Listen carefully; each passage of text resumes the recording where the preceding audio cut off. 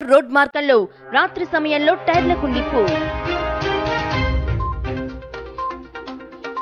ఒకదానిలో ఎర్రగా దూడను, మరో దాంట్లో మాంసం. పులి సంచరిస్తున్న ప్రాంతానికి చేరుకున్న స్పెషల్ రెస్క్యూ టీం.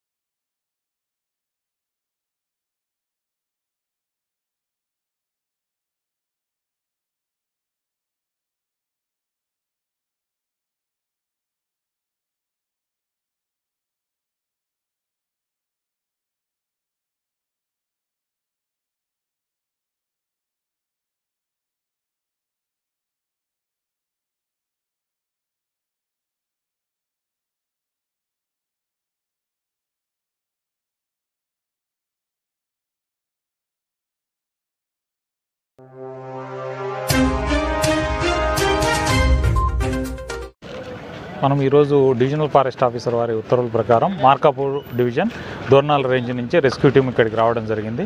గత కొద్ది రోజులుగా ఇక్కడ ప్రతిపాడు ఏరియాలో జనావాసాల్లోకి పెద్ద పులి సంచరించడం మనకు తెలిసిందే.